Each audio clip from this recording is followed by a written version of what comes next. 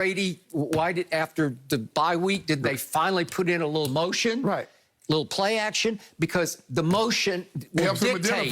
It just identifies. It dictates. Well, it forces the defense to show its cards. Right. Okay? Yes. Are you man? Or are you zone? Right. Or what are you? Right. How are you going to play this one? Who's going to possibly come? Are you coming?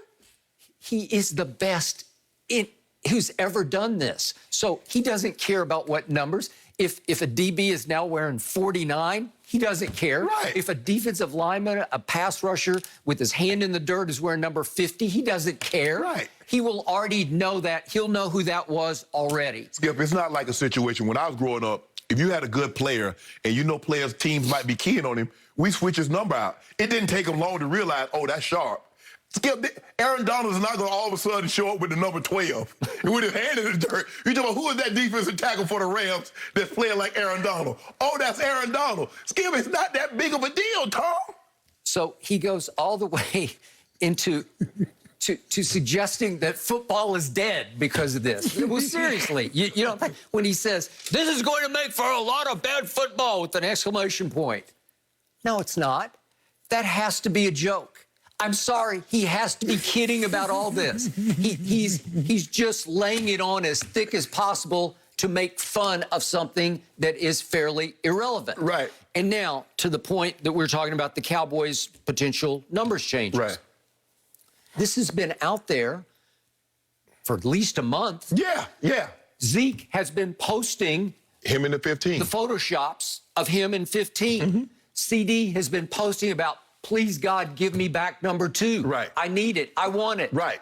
And by the way, just quick Cowboy point, if I might, as a Cowboy fanatic, I believe CD Lamb would play better in number 2 than he played in 88. He did not want to wear it. No. It never looked right to my eye on it. It was forced upon him. Because it is hallowed. Yeah. It is Drew Pearson. It is Michael Irvin. It is Des Bryant. And you can't do that to a young man who wore 2 at OU. Right. And remember, it was DeAndre Hopkins was his idol when he was growing up in the Houston area. Right. And he wanted to wear 10. 10, right. But he took 2 at OU.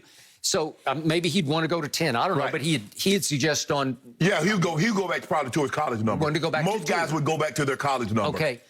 And Zeke, there's something psychological. Numbers are powerful to me. Yeah, you could say, I read more into them. It's like otherworldly powerful. Skip, there's a reason why when Peyton went to the Broncos, he called the Tripucka family and asked him, that's true. That's a good point. Could he wear that number? There are a lot of guys. Jerry Rice called Steve Largent. When he went to Seattle, Skip, he called Steve. He said, Steve, do you mind if I take number 80? I mean, that's Jerry Rice. Okay. Jerry Rice, a number didn't make Jerry, but in his mind, he believed 80 was his superpower. It's the old cliche about clothes make the man. Well, numbers make the man. That's why when you put on 2, you just felt a little better about yourself, right? Yep. And when you stepped on the practice field in 2, you felt a little quicker, a little faster. Yes. Just a little more confident. Right. That's you. Right. That's your power is in 2. Yes. Well, if Zeke, who, as we keep talking about, is in decline for the last 5 years, his average rush yards per game has gone down until he hit bottom last year at only 65 yards a game.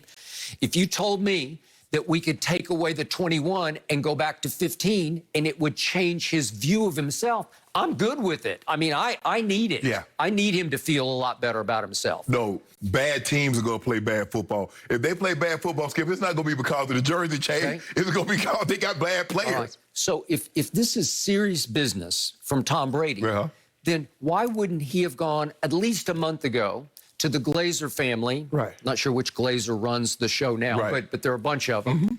Go to the Glazer family, go to your GM, Todd Light, even go to Bruce Arians, your head coach, and say, this is just wrong. You have to put your foot down at the league meeting. You have to campaign. Or knowing Brady, he would say, I'll call in if you want me to.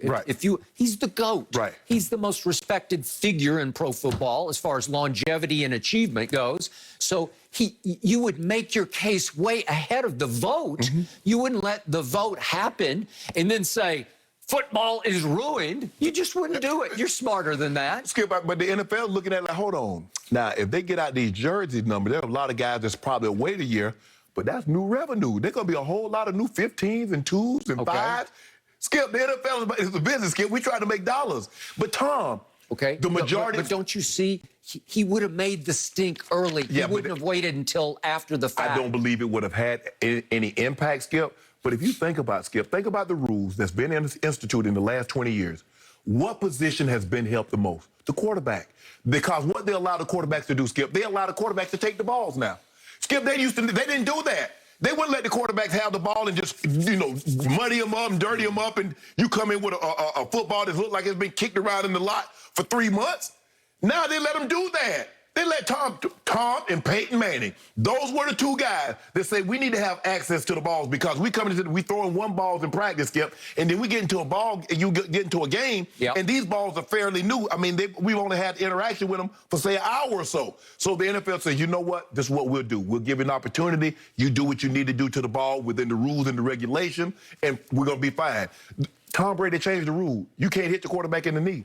You got to get up. If you're on the ground, Skip, I got to get up off the ground to chase the quarterback. I can't get it. Come on, Tom. You benefited the most, and this is nothing. Skip, how does this affect the safety of the ball game? Skip, if I'm playing the Arizona Cardinals, a lot of times I'm going to identify Buda Baker as the Mike because there's a great chance he's going to come. That is true. And I'm going to set my protection to him. Okay, receivers, we got the D-line and we got Buda. Anybody else come, you got to run hard to that side. Skip, that's nothing. Well, when Brady goes all the way to, why not just have colored jerseys with no numbers? Do you know who that would benefit the most? Him. Yes. Seriously. No exaggeration. So now I have to deal with the possibility that this was serious. Are you serious? Yeah. And if it was serious, it is completely out of character to the point I can't remember anything like it. Nothing. Because the only thing we've seen of late was there's been this post-Super Bowl trash talk with the Chiefs. Right. Well, that's one thing. Right. This is completely another. He is attacking the league, it appears. Yeah. And yet I don't believe he was serious because it's so un-Brady. He wouldn't do that. He wouldn't. This is biting the hand that feeds him. This is a new Tom. No, you're talking about the Tom that spent the first 20 years in New England. This is a new Tom. We've never seen him tweet so much. We've never seen Tom be so open about his greatness.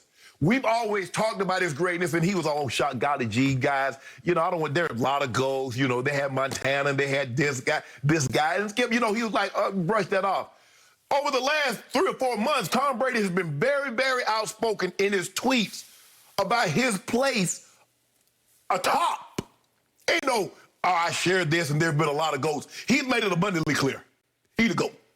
Well, is there any doubt? That's what I'm saying. So, Skip, I don't understand that we're looking at him through the prism of what we saw for the first 20 years of his career. But if you look at over the last 6 months of what we've seen of Tom Brady, this is a different Tom Brady than what we're used to seeing 20 years in New England. The only glimpse of this kind of public behavior in the football context that we ever got from Brady was after he threw for the record 505 playoff yards in the Super Bowl. They lost 41-33, and Malcolm Butler was not allowed to play a snap inexplicably to this day. He did this conference out here with Jim Gray, interviewed out here in Santa Monica in Southern California. And remember, he was asked about his happiness or if he gets the appropriate gratitude. On appropriate gratitude, he said, I plead the fifth. Okay, that's as close to a blast as we ever got from Tom Brady. Well, you remember he was